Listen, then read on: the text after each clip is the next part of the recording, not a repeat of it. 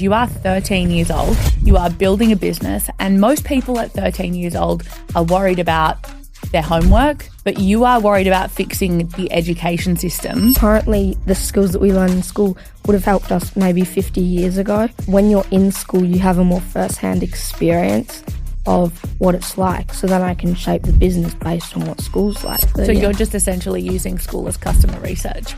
Sort of, in a way, yeah. Smart. I feel like TikTok's very 40-year-old Dan from Western Sydney. It shouldn't be up to the government to decide what all people under 16 do. Tell me a little bit about what you're building now. I'm building an online education platform that teaches teens real-world skills that they don't learn or rarely learn at school. Content creation, tech, AI, coding, mindset, productivity. And you learn from like creators, entrepreneurs, innovators that are really good at what they do, or they've like actually done it in their field. A lot of people that would be listening to this would go, you're 13 years old, surely like your mum and dad are helping you out and doing all of the heavy lifting and the work. How much are mum and dad involved? 0. I would script a video the night before, I go to school, I film it, I edit it, and I post it. If I gave you the microphone, there's the Minister of Education on the other side of this microphone, and you had 60 seconds, what would you tell them?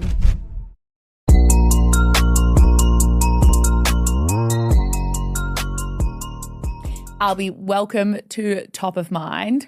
I'm so excited to have you on because you are 13 years old, you are building a business, and most people at 13 years old are worried about their homework and that's about it. But you are worried about fixing the education system. Can you tell me why you're looking at tackling such a big problem? I think I noticed such a big gap in the education system.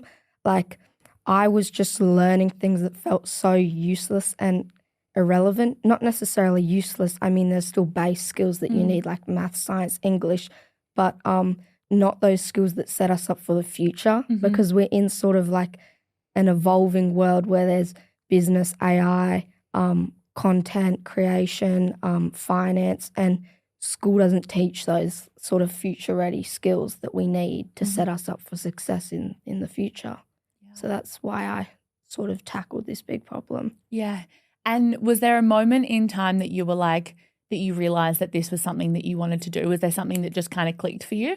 Well, I remember in terms of an aha moment, I remember we have a poem, like an assessment task that we're doing in school, and we have to memorise a poem and write and answer questions on it. And that just felt really sort of irrelevant, and I would forget the poem 2 days later.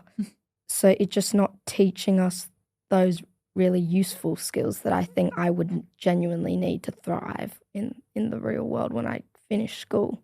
Yeah. Now, you've said on some of your content, because as I said to you before, I follow all of your TikTok content and your Instagram content. I love it. Yeah.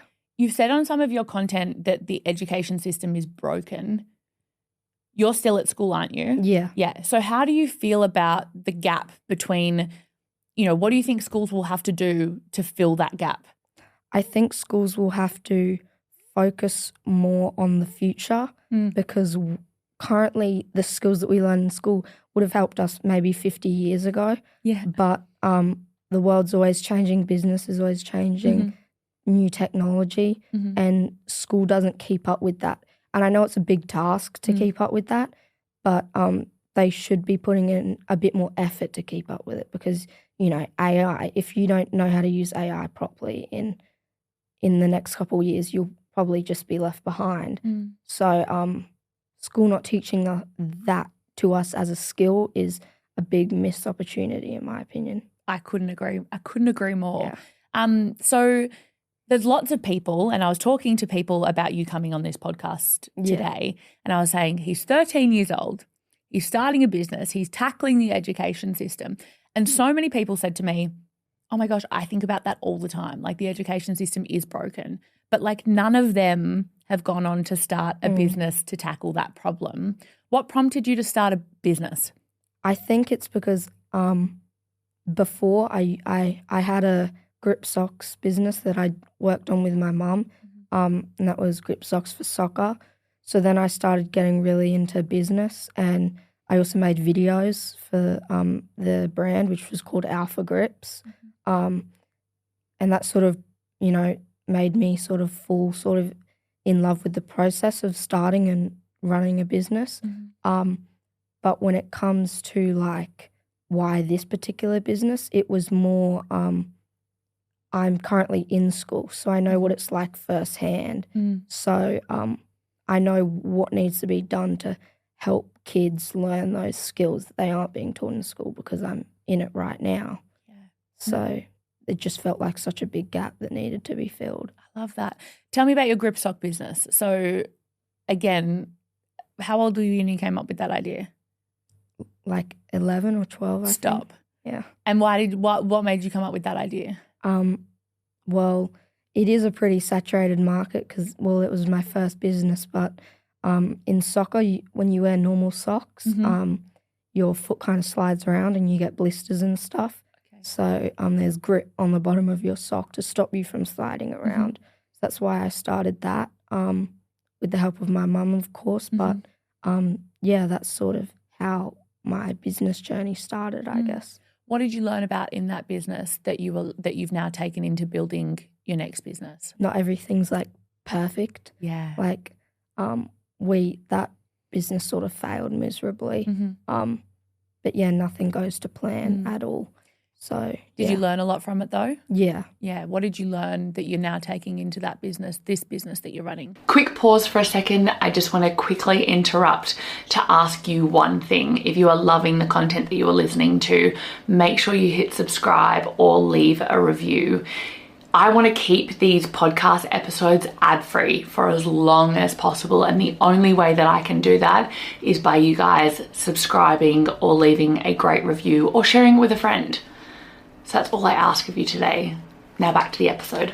How social media works, how to make videos, how to market a product, and definitely just building a business plans, all that sort of stuff, building a product.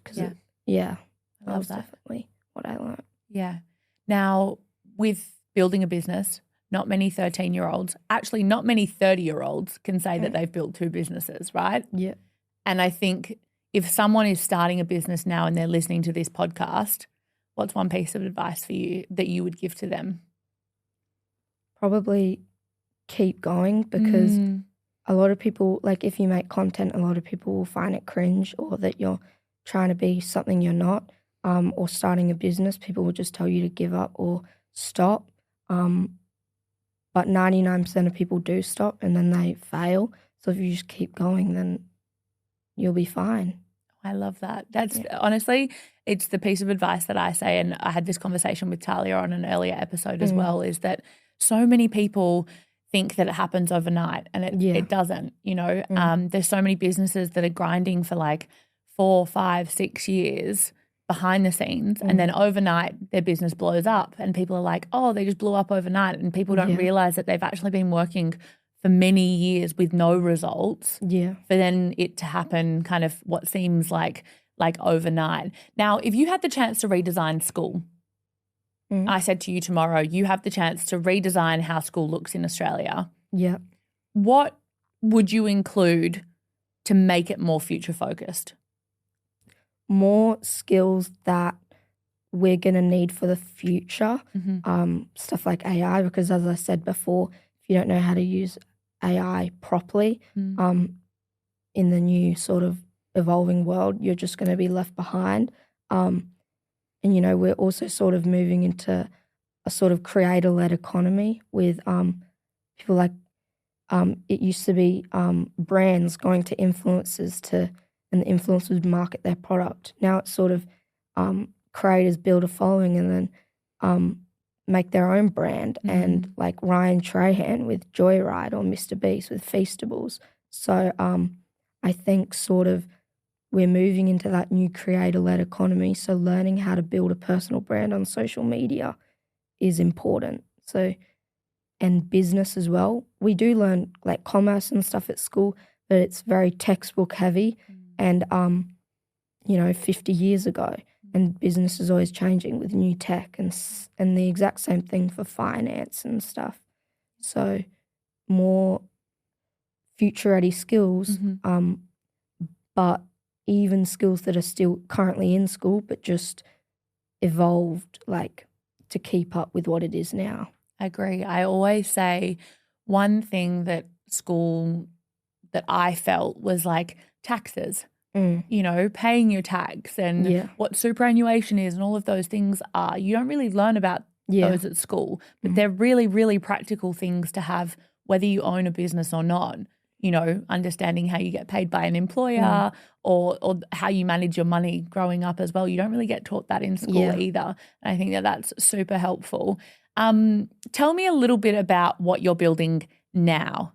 So I'm building an online education platform that teaches teens real world skills that they don't learn or rarely learn at school. Stuff like, you know, business, content creation, tech, AI, coding, mindset, productivity, all that sort of stuff to really, and you learn from like top creators, entrepreneurs, innovators that are really good at what they do or they've like actually done it in their field. So that's sort of what the business is. But yeah. Amazing. What's it called? Finkel. Finkel.app. Finkel.app. Now tell me how you came up with it. I saw your piece of content, your TikTok post around how hard it is to come up with a business name. Do you think that that's probably one of the hardest things in business? Yeah. Why? You have to find the right domain name. Yeah. You have to find the right name. Like I was going on all those because I was running out of ideas. So the AI generating names. So yeah, it is the hardest part. How long did it take you to come up with Finkel? Probably from when I first started building the business until about like a couple weeks ago. So probably that's like a year or like 8 months. So yeah. That's crazy. But you've locked in Finkel. Yeah. How did you come up with Finkel? So I actually am building the platform with a guy from California and we were sort of looking for names and he came up with a name that was sort of like Finkel, but it didn't really roll off the tongue because you want your name to roll off the tongue like Nike and Adidas and stuff. And Finkel, fidget and think and .app was the domain we chose. So yeah. I love that. Now you're talking about building in public. And I think I feel like it's a bit of a buzzword, right? Of building in public. Like everyone seems to be building in public. Why have you decided to build your business in public? I think, again, from the creator-led economy, people are not really buying because of the brand. They're buying because of the person. So I sort of wanted to start building in public because I want to share my journey because when you show behind the scenes of building the business, that builds more loyal followers, which then builds more loyal customers. So, and it's also just inspiring other people. Yeah. But yeah. I love that. Now, you're still at school and you've come from school today, which is crazy. Yeah. It is the afternoon, almost evening. What does a typical day in the life, I know you share your day in the life sometimes, and I saw your day in the life of going to see Tyler, the creator. Yeah. What does a normal day look like when you're not going to see Tyler, the creator, and you're not recording a podcast? What does a normal day look like for you? So I normally come home from school, and then the day before I would have like scripted a video already. So then I'll just have the script ready. I'll film a video, I'll edit it, and I'll post it. And then I'll sort of get into some more like deep sort of work with working on the business plan, pitch decks for investors, refining the site, customer conversations with customers, like calls, and then later I'll go to soccer training and come back and get ready and go to sleep and repeat.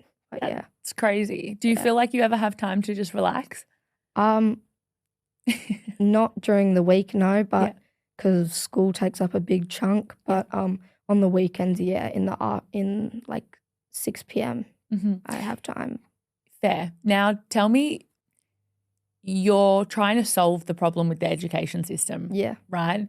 But you're still at school. Yeah. Why are you still at school? if you're trying to solve the problem that the education system doesn't teach you a lot? Did mum and dad? Mainly because my parents want me to stay in school. I think that's very valid. But also when you're in school, you have a more first-hand experience of what it's like. So then I can shape the business based on what school's like because I experience it every day. So you're just essentially using school as customer research. Sort of, in a way, yeah. Smart. Yeah. You're making good. I mean, so many businesses that are children focused or kid focused or school focused would love to spend a whole day at school and speaking to school students. So you have firsthand access to those people, right? Yeah. That's crazy. Yeah, it is. That's crazy. Now, what is the hardest thing out of your entire business journey, which sounds crazy me saying that because you're 13 years old, but your entire business journey, your business before, your grip socks and building Finkel, what's the hardest thing that you've had to go through?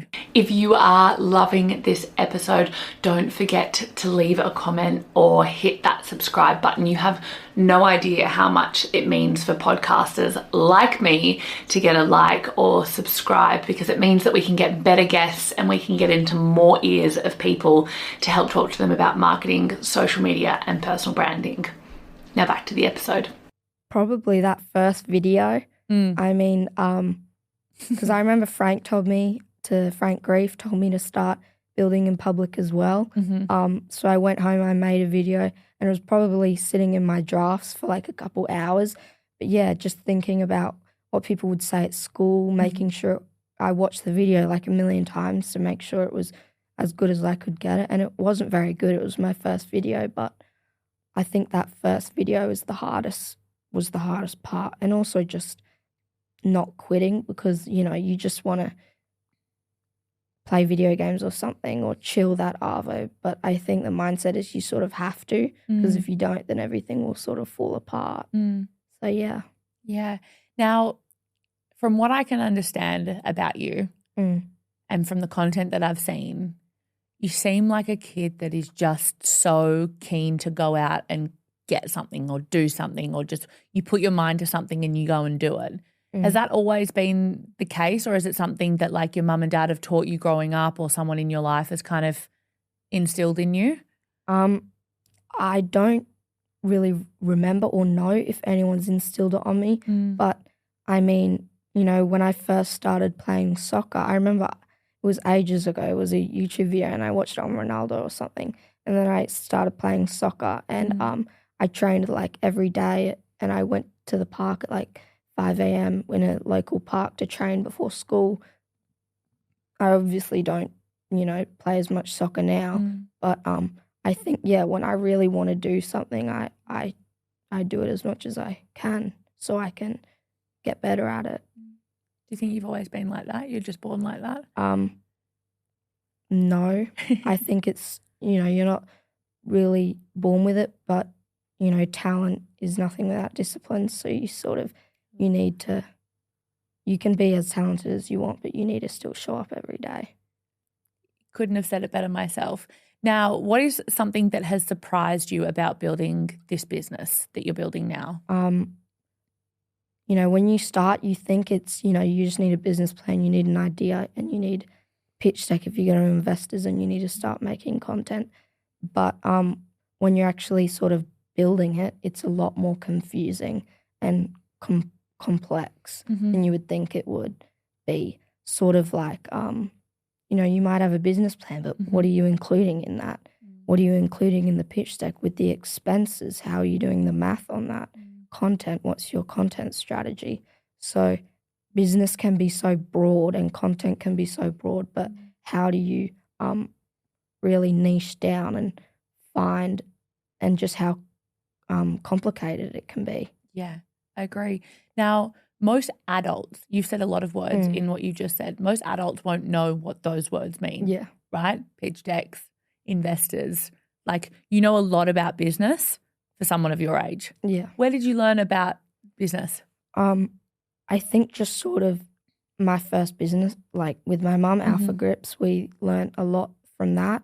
You know, it kind of failed, but you learn a lot from just starting a business. Yeah. And also a lot from just YouTube and social media, free resources. So I think, I've just, Yeah, I love that. Now, I want to talk about you creating content because I love following your content. But from the 10th of December in 2025, there is a social media ban that's coming in. You are 13, you're 14 on Monday. Yeah. And it'll be banning everyone under the age of 16. What do you think about that? I think it's a very lazy solution. I mean, a lot of teens sort of rely on social media. Like some teens might get bullied in real life, and then they come to social media to have their own little communities. And then when a government strips that away from them, I personally, I think suicide rates in the youth will increase tremendously because no one has that community to go through because they're being ruffled around in real life. And also, social media can be negative, but it shouldn't just ban everyone because a lot of people find positivity in it. Like it leads to so many connections. I've been able to connect with so many people from the US, from New Zealand, from all over Australia, from just purely social media. So you can make a lot of connections and just inspire other people from all over the world. And some people, they do get cyberbullied and it can lead to mental health issues. But I think it should be on the parents or a guardian to enforce that. If a parent wants you on social media. I am quickly interrupting to let you know that all of the good stuff lives in our emails. Cheat sheets, exclusive events, workshops that we run for our community that are centered around marketing, social media, and personal branding. You can sign up for our emails in the show notes. Back to the episode. They can allow you to be on social media. If your parents don't want you, then they disallow you from using it. So I think it shouldn't be up to the government to decide what all people under 16 do. Yeah, because it kind of just puts that blanket over all kids under 16. Like there's kids like you that are using social media to actually build a business and solve a problem. Absolutely. You know, there's no disregarding the fact that, you know, cyberbullying happens and, you know, mental health is a real problem. But I think you're right in the sense that, you know, one of the main reasons of suicide, specifically male suicide, is loneliness. Yeah. And a lack of connection, right? And it's like if we don't have a form of connection, and whether that's online or in person, those rates are going to increase. Yeah. And that's really scary. Yeah. So what do you think if the government decides not to ban social media for under 16-year-olds in December, what is a better way that perhaps the government or parents or guardians can ensure that their kids are safe online? I think, first of all, social media companies should have more stricter guidelines from what you can post, more moderation, but also just giving parents more knowledge about social media because most parents don't really know much about social media. So really giving parents that education and educating kids on the dangers and positives of it. So, I think just stricter rules, not necessarily a ban, and education on what positives and negatives can come from it. Yeah, I agree. Now, speaking about platforms, do you prefer, I know you're very active on TikTok and Instagram, do you prefer one over the other? Definitely. Well, I don't solely prefer one over the other, but Instagram for me is a lot better than TikTok. But I think it's just a lot cleaner UI wise, but also Instagram's a lot more professional and polished, I feel like. So it's easier and people are more serious on Instagram. I feel like TikTok's very 40-year-old Dan from Western Sydney. So I feel like it's Instagram can lead to more like real connections. Legitimate connections. Yeah, okay. That versus TikTok. Yeah. Okay, so if you had to use one between now and the end of the year and you could only use one platform, would it be Instagram? Yeah. Yeah, right. Interesting. Talk me through, you're posting content every day? Almost every day. Almost every day. Talk me through, do you have like a schedule? Like I know you spoke about the fact that the night before you'll script something, then you'll come home, you'll record it, and then you edit it and post it. How do you stay consistent when it comes to posting content and sharing content? I think it's just about a system, like make a system that works around your schedule because, for example, I would script a video the night before, I go to school, I film it, I edit it, and I post it. But just sort of having a system that works around your schedule is really important, and sticking to that. And also if you struggle with video ideas, for example, again, don't use AI to come up with video ideas, but coming up with video ideas in time where you're not really doing anything, like you could be going on a walk in the shower or whatever. Those are like the best times to come up with ideas, and just coming up with a system that works for you. Yeah. How do you make sure that you never run out of ideas? I every couple times I scroll on social media, I try to look for video ideas. If I'm running out, look for inspiration. Most of the time, you know, it'll sort of just be like an aha moment while I'm walking or in the shower or something. And when those video ideas come up, I just remember them and write them down. But if I'm running out of ideas, I usually go to TikTok or Instagram and just scroll and just look for inspiration from other creators that are sort of in the business niche. And also on TikTok, they have this really good tool called Creator Search Insights, which I use a lot to find, you know, trending videos in my niche and stuff. Yeah, right. What advice would you give to somebody that's like, I don't have time to create content? I would give them advice to, you know, look at their schedule and if they have time in parts of the day, you know, create a system that works for you. Because, I mean, I script a video the day before, but someone else could script it in the morning and film the video in the afternoon. So I think it's really just about finding a system that works for you. Agreed.